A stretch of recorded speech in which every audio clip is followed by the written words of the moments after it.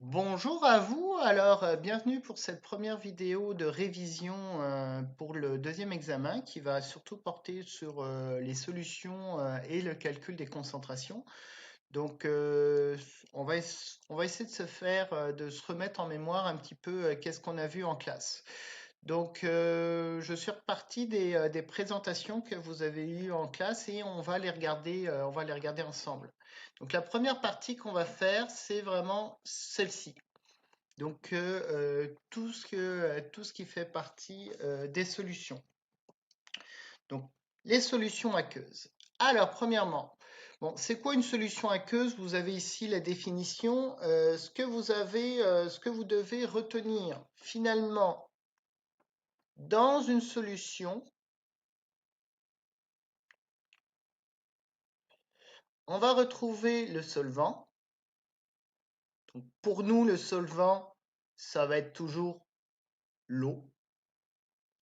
Euh, Plus on aura le soluté.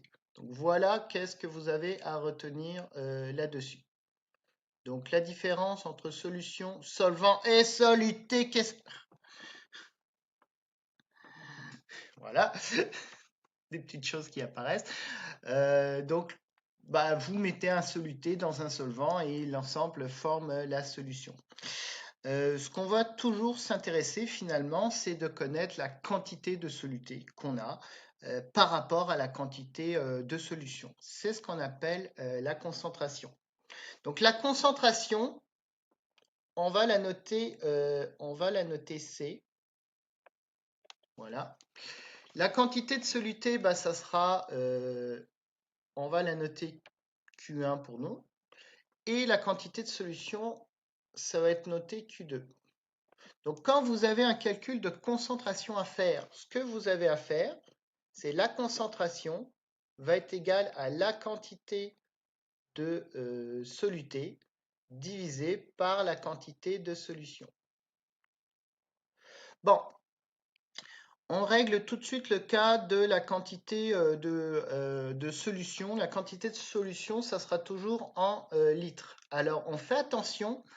La quantité de solution sera très proche de la quantité du solvant. Donc, si vous avez 1 litre d'eau et puis que vous mettez 5 grammes de soluté, bah, vous aurez logiquement 1 litre de solution. Le, la quantité de soluté ne va pas tant augmenter la quantité de solution. Mais on fait attention à ça. Et ce qu'il y a, c'est que la concentration, bah, elle va pouvoir prendre différentes unités.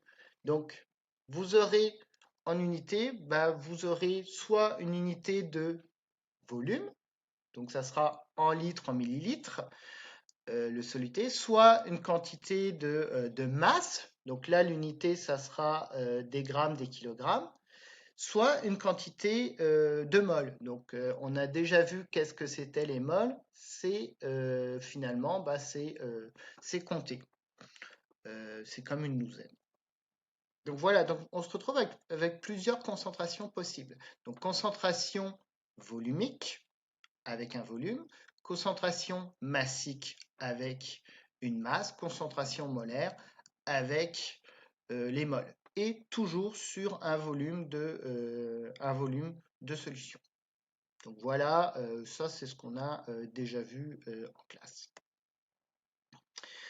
Faites attention aux moles, c'est une unité de comptage.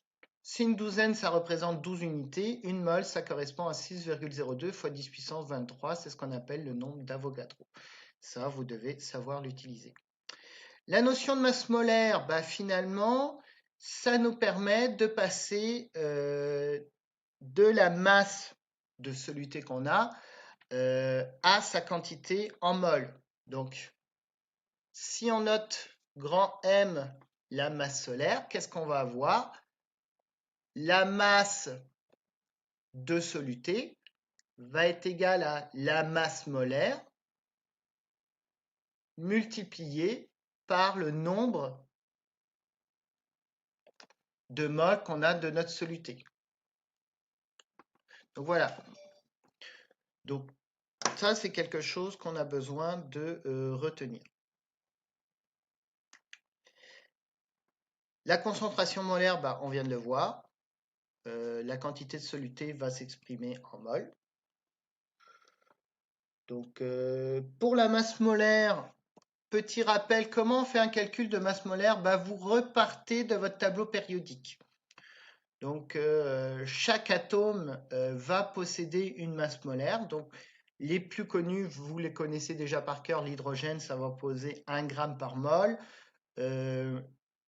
L'oxygène pèse 16 grammes par mol. Le carbone pèse 12 grammes par mol. Donc, vous avez simplement à additionner vos quantités, vos masses molaires de chacun des atomes qui composent votre molécule.